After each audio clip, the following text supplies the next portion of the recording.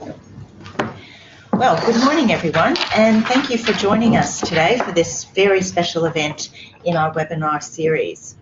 The issue of ever-increasing commission structures of OTAs and the complex landscape that they have created in operators managing their distribution costs is creating much distress right across the industry.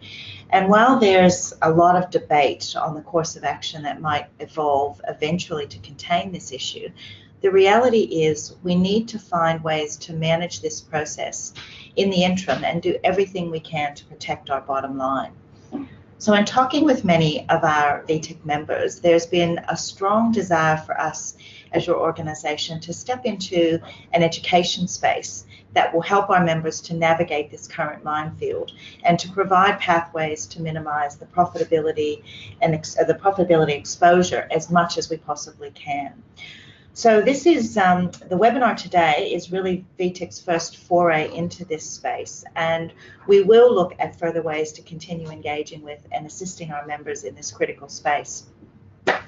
For today, though, I'm really pleased to make some introductions, and of course I'm Felicia Mariani, the Chief Executive of VTIC, and I have here with me today Tamie Matthews. Tamie is the owner of a company called RevenYou. Tamie has worked with many small and independent operators to help them navigate their online distribution and also the way in which they generally operate in our current environment, or our current distribution environment, I probably should say. She has years of prior experience as a revenue manager with major international hotel chains in Australia, and now brings the expertise of this vital skill to small operators who simply cannot afford to maintain such a role on staff in their business. So thank you for joining us today, Tamie. Very excited to have you here. Thanks, Felicia. And we also have with us today someone who's probably very well known to many of us on the phone here today and on the webinar, and that's Tracy Hore. Tracy is currently the sales and marketing manager of Yering Gorge Cottages. She has worked also with a number of national and international accommodation chains, as well as working within cultural institutions and attractions across Melbourne. And of course, she is now an operator herself in regional Victoria. Tracy has actually worked with Tamie directly to apply her principles, her tips and tricks into the functions of her current role here, and has successfully contained and reduced her own distribution costs at Yering Gorge Cottages, which Tracy is going to be sharing some of her personal experiences with us today. Now, before we get started, I just wanted to take a moment and invite our participants today to maybe input a little bit of information about your businesses.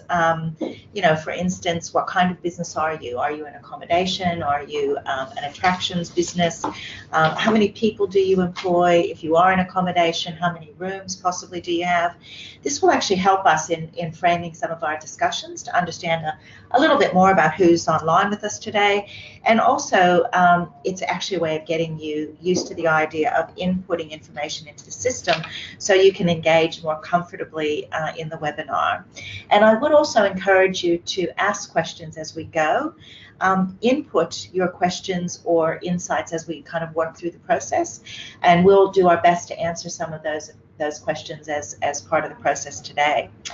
So Tamie, we might just get started, and I'll turn the discussion over to you to actually help us take a look at the reality of, are direct bookings really free? Very interesting question. Okay, so today we're going to be looking at, is direct really free? At the moment, it's very easy for us to quantify exactly what commission we pay to our OTAs and wholesalers because we can see it on our P&L. We can see it when we receive bookings from the OTA, and we can see exactly how much commission we pay when we pay the invoices at the end of the month. And we believe that direct is free because we don't always see a number of how much we're paying for that booking. What we often forget when we're looking at direct bookings is that to get those direct bookings, we've had to give something away for free, either a free upgrade, a drink on arrival, or a percentage discount, or some sort of lowest price guarantee. Even for the big operators, they're giving away members points, they're giving free Wi-Fi, they're giving all sorts of things to those guests to encourage them to book direct on the website. For a lot of operators, we're not tracking exactly what we're giving away for free, because those free upgrades, we just do them as we check the guest in and say, thank you for booking direct, we've given you a free upgrade, but they cost money. Do you have any, just sorry to interrupt there, That's okay. Tamie, but just thinking, do you have any insight as to, just from the people that you work with, do these things actually work? Are they positives? I mean, it does cost. Yes. So it would be good to know that whatever you're giving, because it does have a cost to the business, are they actually seen as worthwhile and valuable to the customer? It really depends on the style of business and what your guests are looking for. So some operators, their upgrades are very, very valuable because people know the next level of room up is bigger, or it's got some sort of unique feature that they really want. So they value that free upgrade.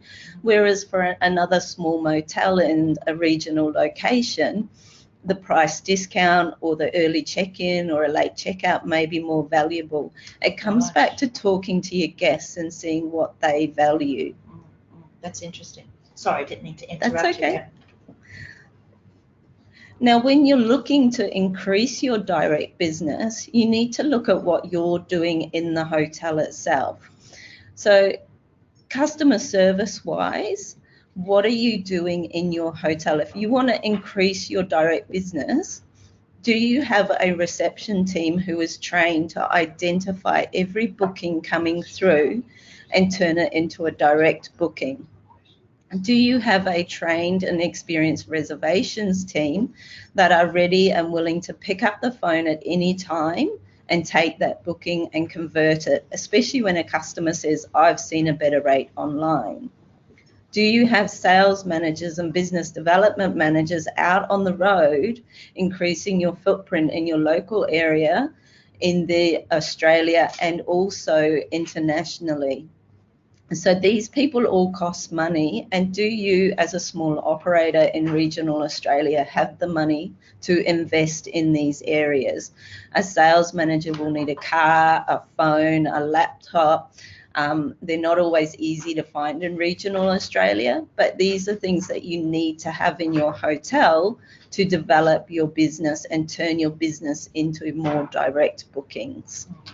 And Tamie, I think it's probably worth noting too at this point, because obviously a lot of what we're talking about today is focused on the accommodation sector, but the reality is we know that, a lot of those OTAs now, whether it's, Booking.com or Trivago or, Airbnb for that matter, they're all starting to get they're moving into the experience space. Yes. So they're moving into tour and transport. They're moving into some attraction. So they're not, even though their origins were in the accommodation world, they're slowly starting to creep into the experience space as well. So I just think it's a really good kind of thing to keep on the filter of what we're talking about today, because while, again, your business has had its genesis in the accommodation side, some of these principles that we're going to talk about in a little bit actually do focus on that they're applicable across the board. It's not just about accommodation.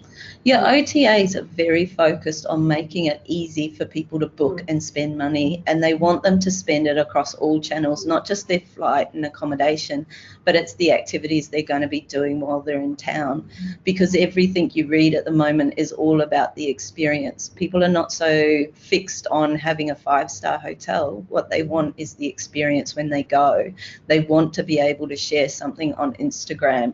They want to be able to make their social media friends jealous that they're wherever they are and it's beautiful. It's not whether they've got a king size bed or a queen size bed in their room. It's all about the experience. Yeah, good point. Okay. So this one is my biggest bugbear. A lot of people come to me wanting my help, and they want to grow their direct business, but they forget that if they want to grow direct business, people book online nowadays. It's all about your website. So do you have a really great website?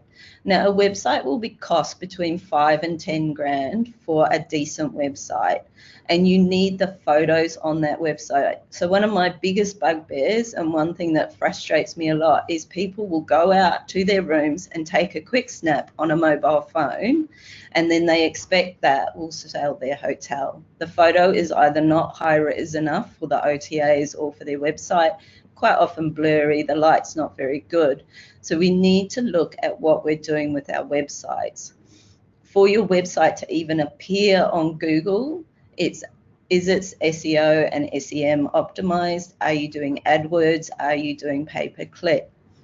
So again, we might like to think that direct is free, but we've got to be spending our money on our website. I might jump in here, Tamie, and just talk a little bit. It's not just having a great website, but it's also having a booking engine attached to your website, and that's got to be a great booking engine that when visitors do come to your website, and we know that research is there saying that they will look at OTAs and they will look at other channels, but then they will also come back to your website to see if what is being said on an OTA or on TripAdvisor is actually on your website. What you want to do is capture them when they are on your website with a booking engine, and there are different forms. There are great quality booking engines, and then there are ones that really don't engage with your guests. And from a property perspective, we saw our direct bookings increase substantially when we fixed up our booking engine. And that's not unusual. When I work with a lot of clients and I'd go through what to some people will seem such a simple step of setting up a channel manager and giving them live inventory, feeding out to the OTAs and their website, etc., they will experience anywhere between a 10 and 40 grand increase in business year on year. It's a massive leap because suddenly people can book.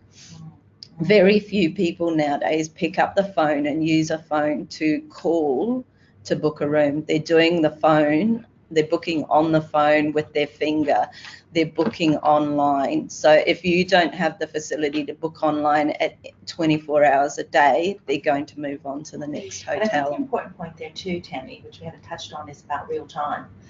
Because, you know, we all know that there's lots of websites that allow you to book in and they say we'll come back to you in 24 hours to confirm. And that's where I think the bandwidth or the patience, if you will, of consumers today has changed so dramatically because we live in an instantaneous world.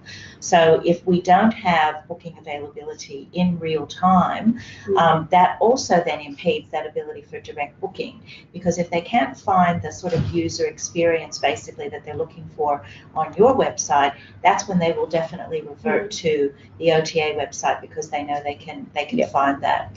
But it is an important one because, you know, our website, it is our stock in trade. It's our face to the world. So an investment in that and making sure that it's as good as we can make it. Doesn't have to be top notch, but it has to be as good as we can afford to make it. It's a really important investment for operators. And the other thing is with your social media, for those who are heavily engaged on social media, is make sure that your social media channels are set up to link straight through to your booking platform on your own website. That's a good and point, there Trace, are really easy ways of doing that. There are programs that don't cost anything that you can easily set up within your website, within your social media channels and your profiles that allow your user to click straight through to your booking platform, and we can share details of those afterwards. But the other thing is that many small operators may not work 24/7. They may have reception that's open until 6. So by having your own website booking platform, you're actually allowing your audience to engage with you after you close, and you're not losing that sale. But it's not just the local Australian market you're allowing to interact with you. If you're dealing with the international market, they're asleep at the moment. They want to be booking in the middle of your night. You don't want them calling you at midnight to book that room. You're asleep, tucked up in bed. But we want to be able to give people that facility to book when they're ready to book. All good points. Now, just taking a moment here to think, if we want to replace our OTA business, so if we want to get rid of the OTAs and look elsewhere for business, where else are we going to look? So 10, 15 years ago, the predominant source of business was wholesalers. Now, they charge between 20 and 30% commission on dynamic rates. They also like to have net rates, and those net rates are being distributed online. We've all found our net rates online at different times. They like to have allotments. They also are working on a very old-fashioned 30 to 60 days payment terms, and they're charging you fees to distribute your rates. So if you want to be listed in their brochure or on their website, you are paying fees that you are not always going to have an ROI on.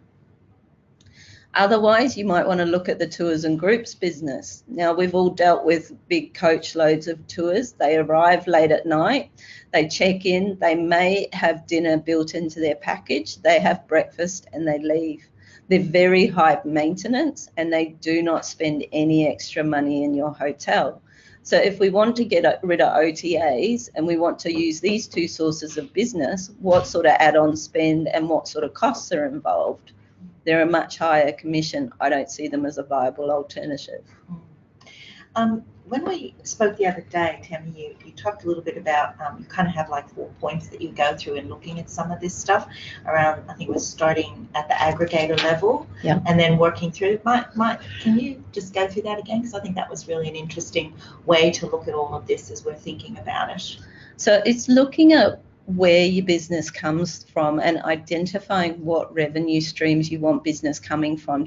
How much do you want coming from OTAs, how much from wholesalers, how much direct, and what investment you're going to put into each area, and then how you're going to drive the business in those areas. Your hotel, for example, if you've got 100 rooms, how many of those rooms do you want to be on a tour and group, bearing in mind you'll get no add-on spend? How many do you want to be on a wholesaler, bearing in mind a wholesaler is a lot longer lead time, and a lot slower in paying you? And then how much do you want on OTA business and how much for a wholesale for direct phone business and corporate business? You've got to really break down your hotel and think about what you want in each area. If you turn off one revenue stream, you're going to have to replace it somewhere else. But that whole idea as well, in terms of how I think consumers look at it, and this notion of, they do kind of start at that highest level. They start at that aggregator level because that's the easy place to go to. But then, looking at how that evolves around, do we make a short list, for instance, of people that we can go to as a consumer that I think this looks interesting, I'm going to explore that a bit further. And then the process that they go through in their mind to determine whether they actually do go direct, or is it just going to be easier for me to go through the OTA?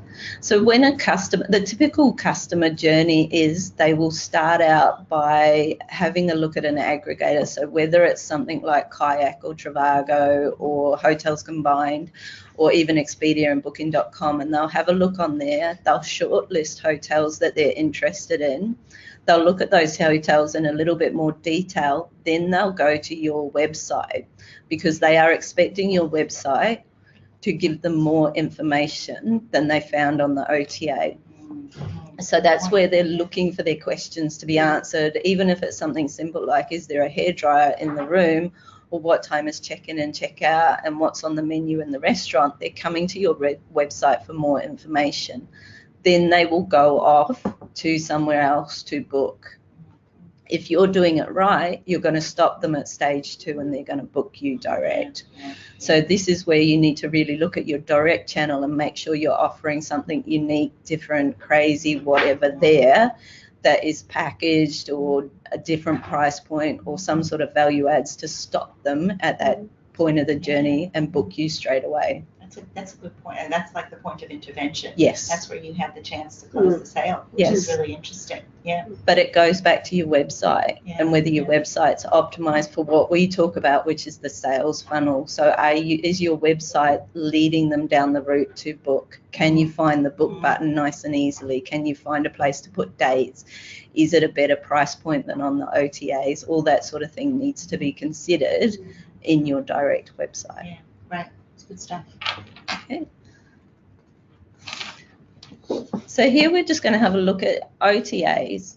Now, quite often we like to work against them, but today I'm advocating that we work with our OTAs. They bring you a wealth of business and a lot of free information. So when you're a smaller operator, you might not have your own specific market manager, but on each OTA, there will be a place where you can call for hotel support, and they will help you understand more about each individual channel. Now, in here, I'd just like to say that each channel is different. The business that comes from Expedia versus hotel beds versus Agoda versus C-Trip is all very, very different. You want to understand each channel and how it works and what business they are going to bring you. So you might need to reach out to your market manager or your hotel support team for a little bit of training. That's what they're there for. The biggest questions you want to ask are, what is unique about your individual customer? Where do you distribute my rates? How does the extranet work? You want to get a better understanding when you log on how to work it. Once you're logged into the extranet, you want to learn about your market. Now, your market is not your competitor set. Your market is your geographical location. So you want to understand what's going on in that market. And these OTAs, they spend a lot of money developing their website to give you a lot of free data. And as a small operator, you could either pay for this data, and it's very expensive, or you can get it for free from the OTAs. So they will be telling you things like lead times and pace and year-on-year tracking and trends. They will be telling you what events are coming up and what's peaks and troughs and what the booking patterns are. And they can tell you for your individual property plus for the market in which you sit. Tap into this information, because this information is going to help you as a hotel to grow your business. I might just jump in here because we've got a question from Karen out in regional Victoria, who's sort of saying, well, I'm a small operator and these market managers don't take my phone calls. As a small operator with only 13 cottages, we found exactly the same situation. So I can understand a lot of operators will go, well, these OTAs just aren't interested in us as small operators. They're only interested in the big CBD or international, national hotel chains. That I did find similar experiences. There are some OTA channels that are better than others. Some of the channels are starting to put in market managers who are realising that regional areas have considerable growth and opportunity for them. But I did also find that in working with Tamie, once we engaged her as a consultant, that she was able to initiate some of those introductions. So we have Tamie coming in on a quarterly basis, but I now have the introductions with those market managers, and because they know that we are a client of Tamie's, they will take our phone calls most of the time. So it is something about it's about creating the relationships. Some of that comes through attending trade events like ATE as well. Some of you might be smaller than that, but it's also maybe talking to your regional marketing bodies as well. They may be able to initiate some of those engagements or training and things like that. That's but a good point, the OTAs are getting better, and some of them are now have dedicated market managers in Victoria. You're not having to go through a central number into Sydney or Singapore, where a lot of them are based. It also comes back to the louder we shout, the more they're paying attention to us. And they are, like Tracy said, starting to realise that regional Victoria contributes a lot of cash flow to the economy, and they want to work with you. They want to help you optimise your listing. They want to help you increase their business, because these guys at their end have KPIs they need to meet. They want to make commission out of you, so they're there to help you, and they've got a lot of information that you can get for free. And as Tracy said, if you need help, reach out, because I can always give you a quick training session over the phone on how to read their reports. They're free, they're very detailed, and once you've got your head around how to read them, they can really help you grow your business going forward. And really too, I think managing the business as well, because part of this issue we're talking about the right blend between OTA versus direct versus a whole range of other options, but you really need to have a good handle on where that business is coming from and what portion of your revenue is derived from the different sources. Yeah. So any of those insights that sit behind all of this, which obviously sounds like it's tremendous content and information for operators, but understanding how to use it and how to apply it in your business is, it's half 3/4 of the ballgame. Yes. Really, because it's one of the big deficiencies that we hear all the time, and this falls into that. Lots of data, lots of research that's out there, but no one's telling me how to apply it to my business. What does it mean for my business? So we'll talk a little bit at the end about how some of the things that you just kind of mentioned, the assistance you can provide in the short term, and we'll talk about that when we get to the end of the webinar, Tamie. Thanks. Fantastic. Okay, so as I said, get to know your individual OTAs. Each one drives a unique and different part of the market. We're just going to do a deep dive on Expedia. So Expedia is a channel that we all know and have differing opinions on. Its modus operandi is to go into a market, buy the market leader, and amalgamate it under the Expedia brand. In the past, Expedia has traditionally done about 2/3 of the business that Booking.com has done in Australia. But over the last year, 18 months, I have noticed in my properties that Expedia is overtaking Booking.com. The reason behind this is Expedia is white labeling itself and putting itself in different areas. So, for example, did you know that if you book a flight on Air New Zealand, and you book a hotel room, you've just booked Expedia? Did you know that if you book your international flight on Qantas and you book your hotel room in Singapore, you just booked Expedia?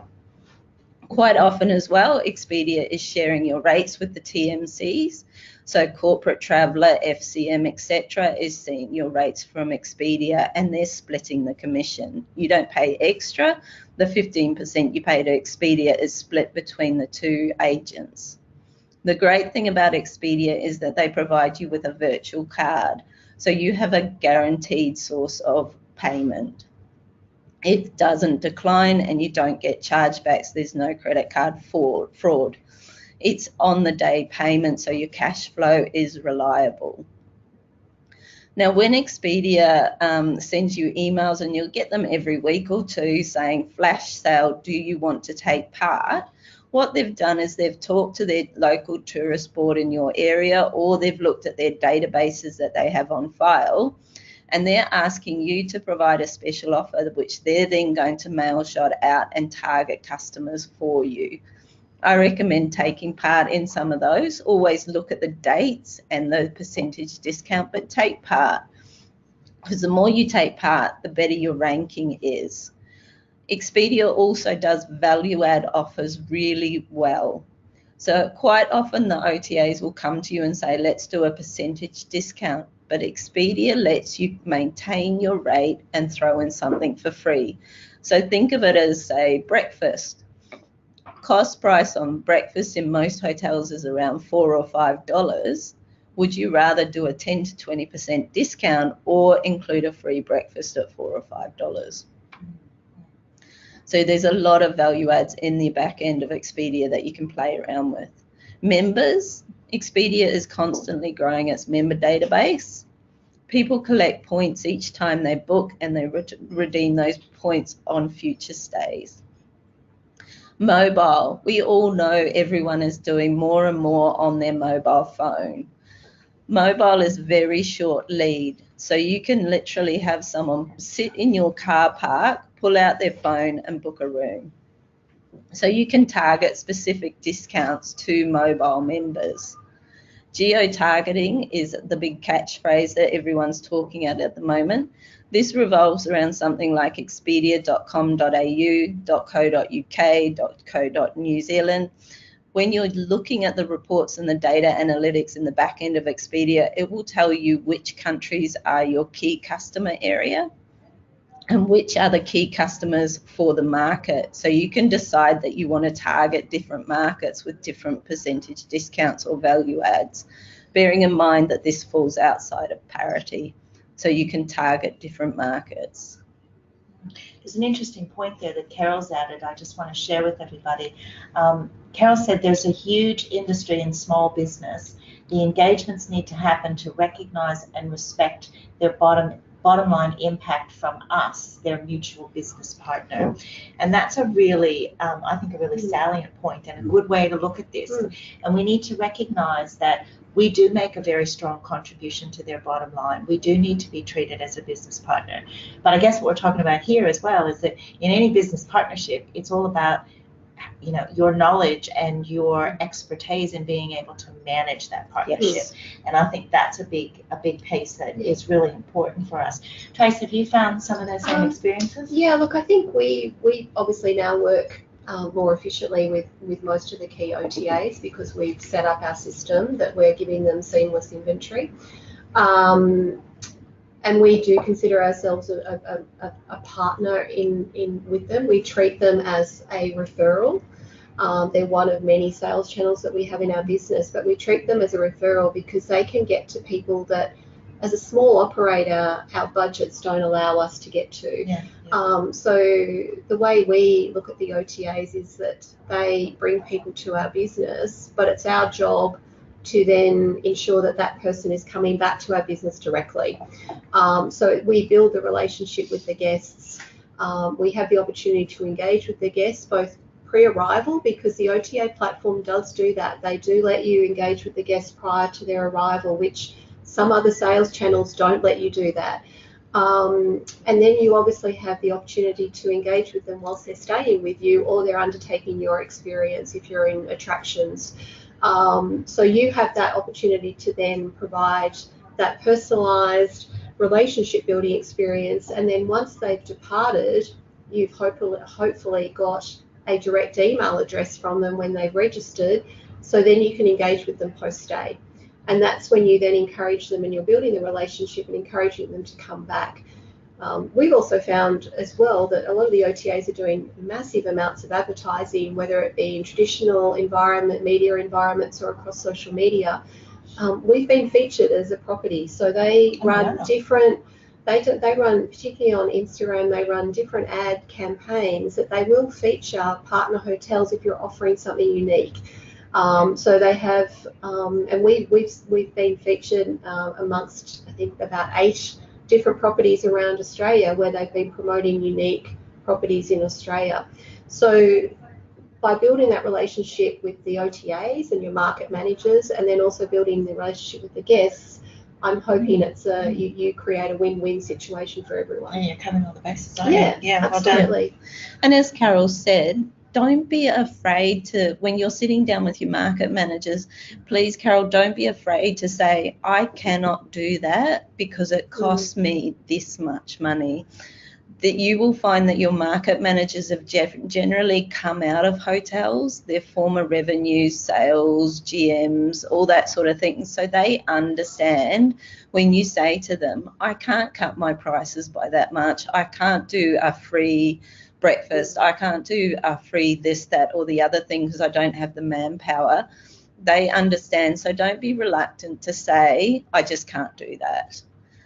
They will then help you work through the problem of finding a different solution that will work for their customers but work for you as a hotel. Okay, the main thing with, one thing I'd just like to point out here, the market managers are here to help you. They have a wealth of experience, and if you talk to them and get them on board and, as Tracy said, build a relationship with them, they will help you grow your business. So direct, this is your own booking button on your website. It's your area in which you can play and be as adventurous and wacky and weird as you want to be. I would thoroughly recommend having a look around and shopping around and seeing what other people are doing. Your competitor set may not be just the hotels next door, but it may be similar properties in different regional locations. Look around and get ideas from different people. Add something like a value add. You might not want to have different prices to the OTAs, but you may want to add in early check-in, late checkout, no credit card fees, a drink in the bar, whatever that you can physically do quite easily. present a point of difference between the OTAs. As we said before, the guests will be looking on an OTA, then coming to your direct website. So that is your time to nab them and get them to book direct. You want to show something different there. Price comparison widgets, they're the latest thing that popped up in 2018. They're a pop-up box in the bottom right-hand corner of your direct website, and a lot of hotels are investing in these. My recommendation would be to very carefully think about, do you want this?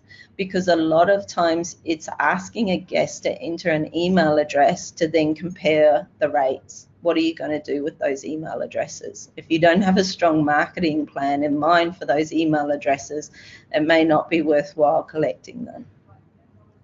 Chatbots, these are basically a robot that sits on your website answering people's questions.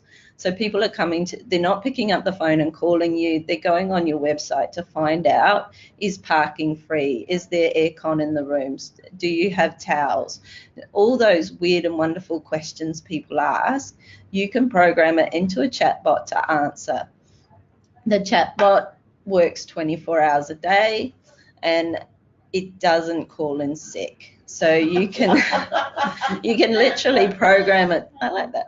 You can program it to answer all your questions.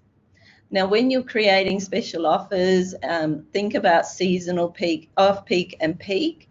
So be incredibly different and wacky. Do something unusual. See if it works. All you're doing is loading it up, having a play, and someone might book it. In the checkout, this is once a person has selected their dates and selected their rooms, put some unusual items in here in the checkout, so you can do it by per person, per room, per stay, per night. Yeah, and then we can, we've done this with Tamie. So we use SiteMinder and we've used the Booking Button platform as our own website booking platform. So we now have a range of different accommodation packages, not just one night stay. So we encourage guests to stay longer, which in regional areas you want to be doing that because you also help your operational costs as well. And then we've also added a series of upsells, so they can take golf, they can take a hot air balloon ride, they can pre-order their food and beverage packages, hampers, things like that. So what we've seen since we've had that in place since December last year is that nearly a quarter of all of our online bookings book additional services. So that has increased hugely. They didn't have the capacity to do that prior to us using another platform. So it does also sell a number of different things. So if you've got relationships with other tour operators, or you don't have a mini bar as such, but you want to be able to sell beverages, you can pre-sell those. So again, you're giving your guests choice that they don't get through the OTA. So they have to be coming through your website to be booking some of those offers. Good point. And think of it this way as well. People are seeing that you have these items in your hotel. So they may not book it at the time that they book their room, but they've seen that you offer breakfast or they've seen that you offer hot air balloon flights. They might not book it at that time, but they may call you back to add it on at a later date. I just might cut in there. There's a couple of comments worth sharing. I think, first of all, Carol, just a bit of clarification. Carol's comment before was really around making sure that we get the OTA representatives to engage. And that really, hopefully that's a big part of what we're going to try to evolve into, building these relationships. And some of the stuff that we're talking about now will hopefully kind of pave that way a bit better, because obviously that level of engagement, which I think you acknowledge, Tracy, doesn't happen naturally with small operators. So how do we make sure that we're getting that level of engagement? We've also got a comment here as well from Carolyn, who noted that you do have the choice to opt out of fenced member-only bookings, etc. You need to talk to your OTA market manager. So just some good tips, some good comments there. And also from Brendan. Brendan's got a small motel in Regional Vic. In my opinion, the so-called business partnership with OTA is really challenging. It's come up as the market power. We've all talked about that, parity of pricing, etc. What is your experience of what happens to someone like me who offers a better price on our own website? Can you talk about that at all? Do you have any experience in that space? We, as an accommodation provider, do offer a better price on our website. It's slightly better. My opinion is that with the OTAs, all of the membership benefits that they give to their members, you're probably never going to be able to match it.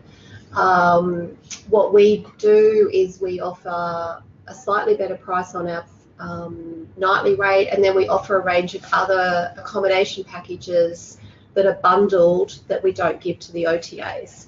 So if someone is if you're wanting to encourage your guests to be booking for multiple nights, so 2 and 3 nights, on an OTA, they would be paying one rate, but we have special offers that encourage them to book directly with us.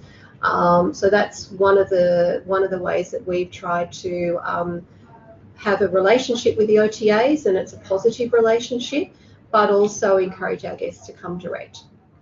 From a technical perspective, Brendan, the OTAs have in the past not parity checked your direct website because it comes down to a market manager to manually parity check your direct website, and they don't always have the time to do that.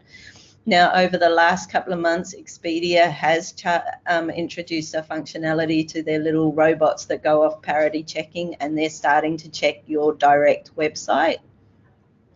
What they will do is drop your ranking, but depending on what sort of location you're in and what your conversion rate is, your review score and things like that, the algorithms are quite detailed.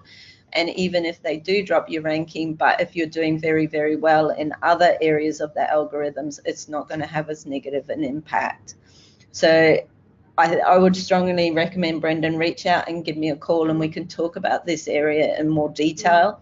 It's constantly evolving, but like Tracy said, you might want to look at how you package and what items you add on your direct website. So instead of it being a number price point difference, it's a package, or it's a length of stay or early check-in and things like that, because those little robots that parity check don't read the fine print, whereas your customers read the fine print. So if you're offering a 2 o'clock check-in for direct but a 3 o'clock check-in for OTAs, the little parity checking robots don't read that. Yeah, okay. Interesting little things that can be done. Complex, it's all complex, of course, but yeah, whatever we can do to try to navigate, I think, is the important thing. The other thing is, and I mean, it's going back to, I think it was Carol's comment, Carolyn's comment, is that a lot of discussion that's been out in the marketplace is that is inferring that we're paying 30% to most OTAs, and that depends on the platform or the extent of your relationship with those OTAs.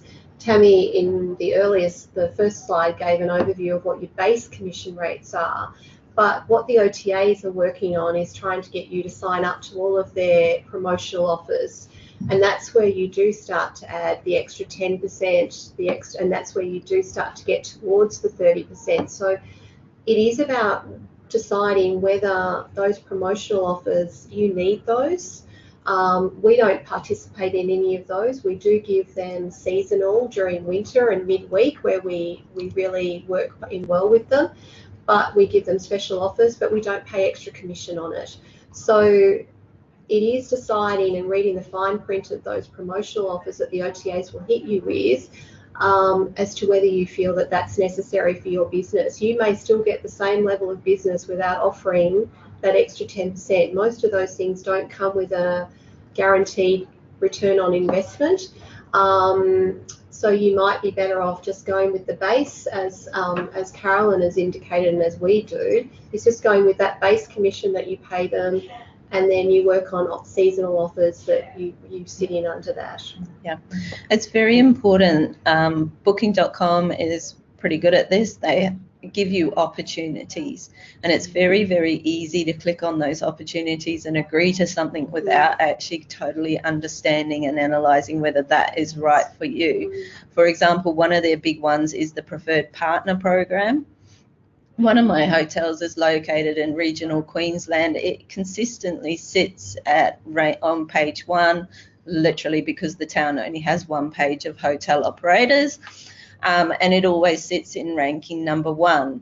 But I get emails from booking.com constantly saying, do you want to become a member of Preferred Partner Program? Preferred Partner Program increases your commission by 2 or 3%, and it guarantees you that top ranking on page 1. So why would I say yes to that when I know from a customer perspective my hotel already sits there? So look at the opportunities and make the decision. Does it work for you? Yeah. Is it value? Yeah. Yeah. If you're going to, Expedia offers you the opportunity to increase ranking by increasing commission. Play with the aggregator and see if it's going to work. If you increase by 5%, how much further up the rankings is it going to move you? If it's only going to move you a couple of points, it's not worth it. Yeah, good advice. Okay. Reviews. Okay, reviews have been around a very long time, and basically 96% of guests, or literally every single one of our guests, will have read reviews before they book a hotel. You want to be looking at your reviews and responding to them, because the better your reviews are, the more you can charge your customers to stay. So 76% of guests will spend more on a hotel with better reviews. So this is reviews. Exactly. So 4 out of 5 or better, or 9 out of 10 or better, and you can charge a little bit more. Now, we all get negative reviews at some stage. 65% of users will be positively influenced by a thoughtful response to a bad review. So you want to be monitoring your reviews, having a look at them, looking for trends in the reviews and actioning those. When you respond to the review, make sure that you are educating your guests. So, for example, we've all had that review that says, I arrived at 10 o'clock at night and I couldn't get into my room. Your response to that review would be to educate your next guest. Yes, our reception hours close at 8 o'clock, but if you give us a call, we'll make alternative arrangements. Here's our contact phone number, etc. You want to look at reviews as a place where you tell your customers more about how your hotel operates. And if you are getting a repetitive review about something like poor bed quality or housekeeping, etc., action it, fix it, do something about it, because the reviews are there. Yeah, interesting. And Trace, I know you want to talk about this, but there is the product of Review Pro for the star-rated properties, those that are with Star Ratings Australia. That's included in your membership. This Review Pro is included in your membership of Star Ratings, but it is actually an aggregator of all these reviews. So you don't have to be scanning all the different resources where people are reviewing. It actually pulls it all into a single repository, if you will. And I know you've got some experience with that as well, Tracy. I mean, Review Pro for us sends us an email every time we get a review on one of the online platforms, whether that be an OTA, whether it be TripAdvisor. So as Felicia has said, we're not having to scan each individual platform to see whether we've got a review.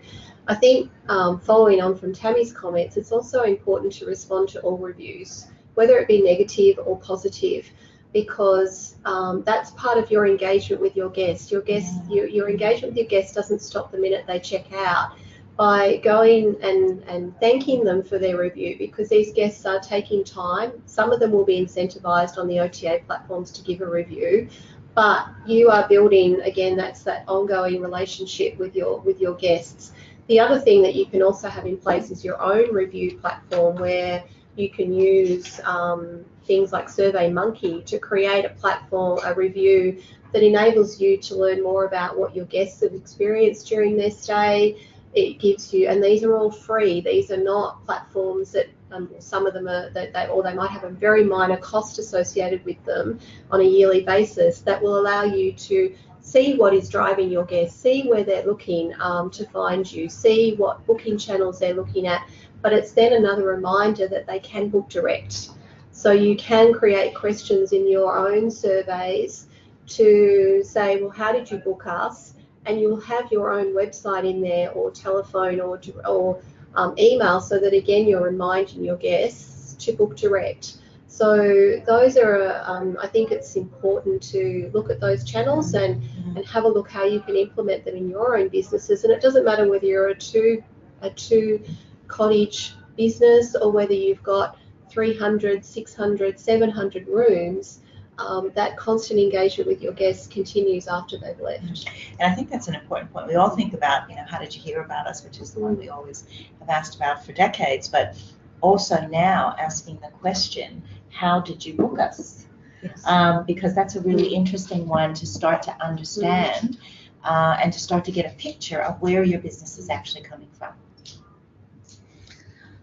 You really want to be talking to your guests on the reviews, and bear in mind when you're responding to a review, that is when a person will be making the first judgment call on your customer service and the level of customer service they can expect when they check into your hotel.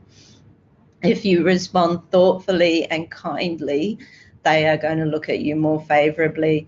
People are intelligent. They see that if you've got 20 good reviews and one random bad review, even Stonehenge got a bad review, they're going to think more favourably of you if you responded to that review thoughtfully and you used it as an educational opportunity. And building those relationships, as you're saying, Tracy. Yeah. Okay, so a checklist, something you can take away from today. With your OTAs, you want to reach out to your market managers if you have one, or reach out to your hotel support desk if you don't. They will be able to put you in touch with someone who can either walk you through how to work the extranet or give you the time of their next online training session. You want to know more about how each extranet works. You want to analyze the data.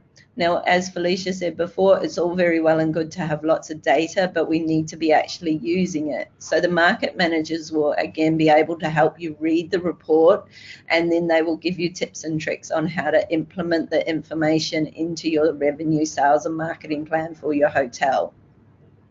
Have a look as a customer.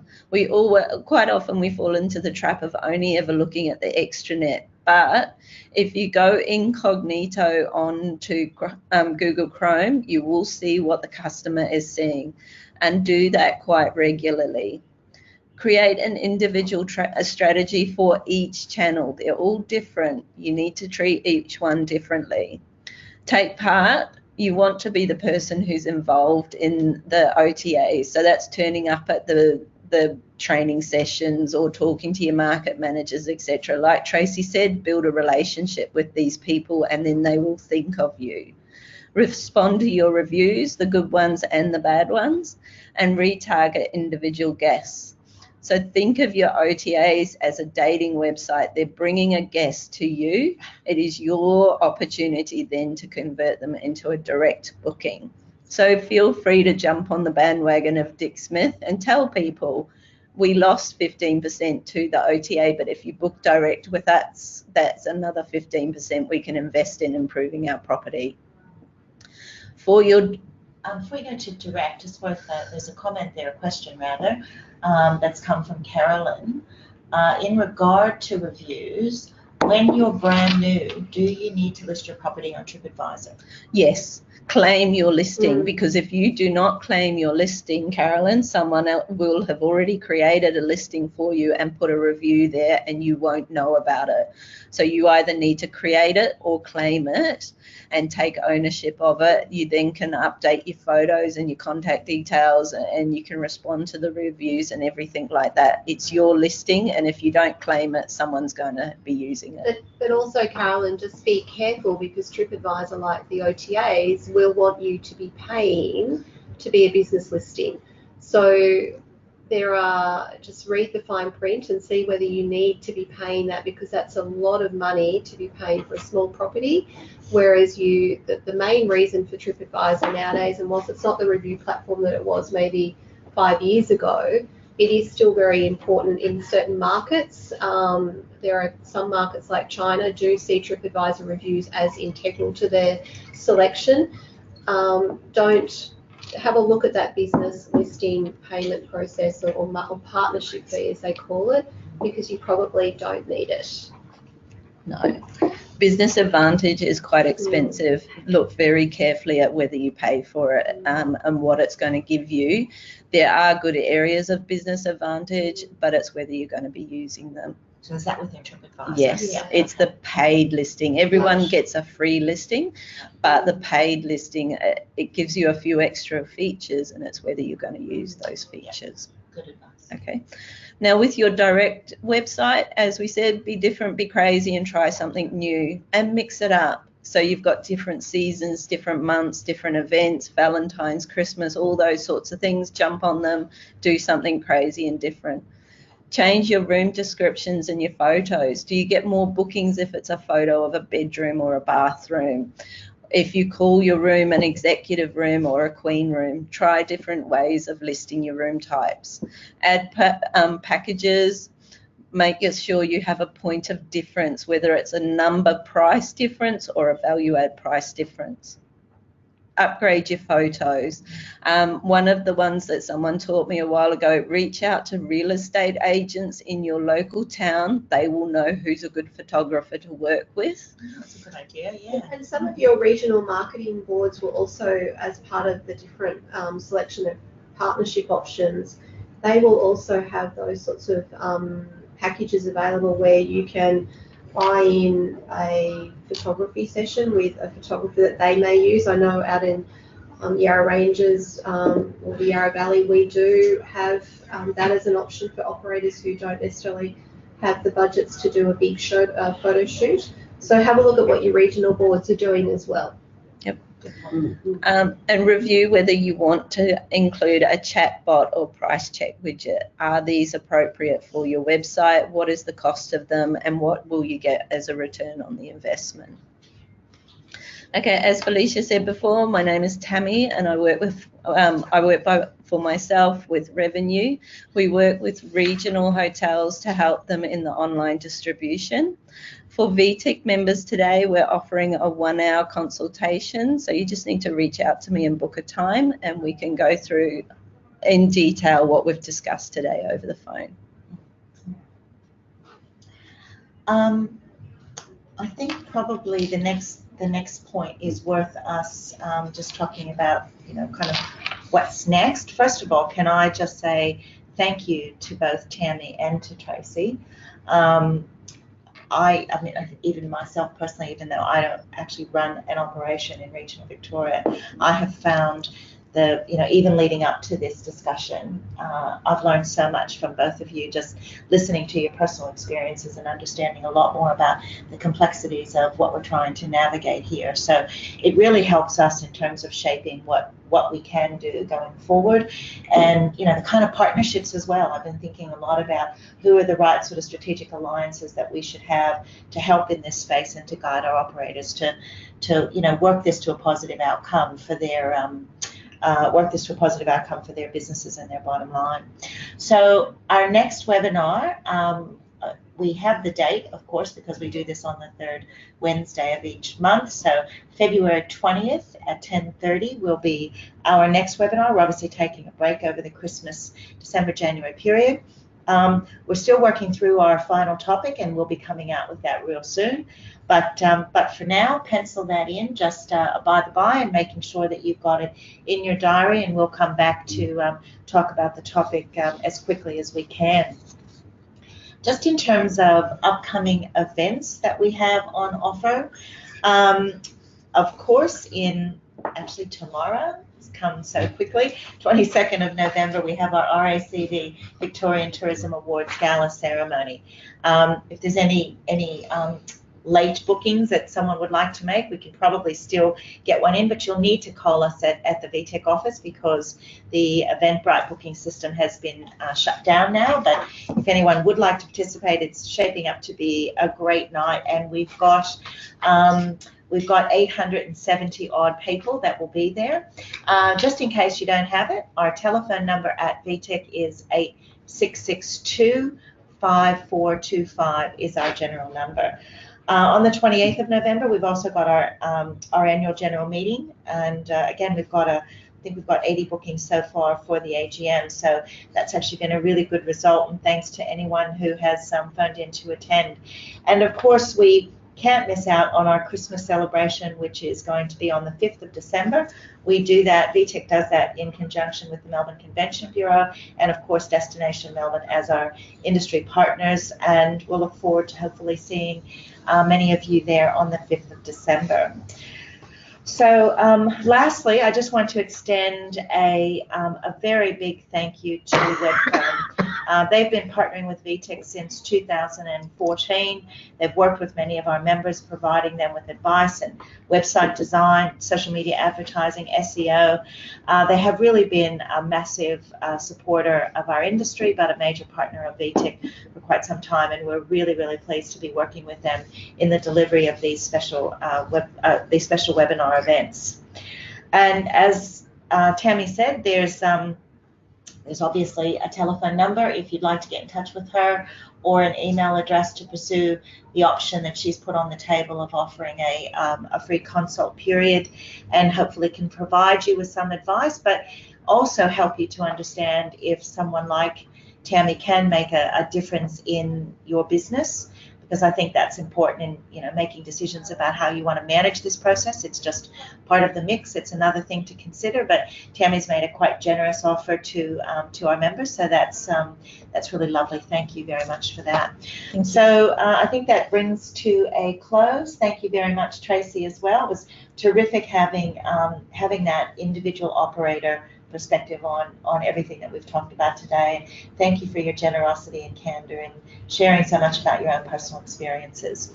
So, and thank you all for being on the telephone with us and hanging in there, or I should say on the computer. Listen to me, we're sort of on computers and phones in here. So, but it's been great having you there, and hopefully you have found a few interesting insights, tips and tricks that you can apply quickly in your own business, and look forward to hearing some of the comments if you do take up the offer of Tamie's consult in terms of what you think about how this could work for you and how we can continue to work in this space in delivering education and training and managing this very complex area. So thank you all very much and have a great day.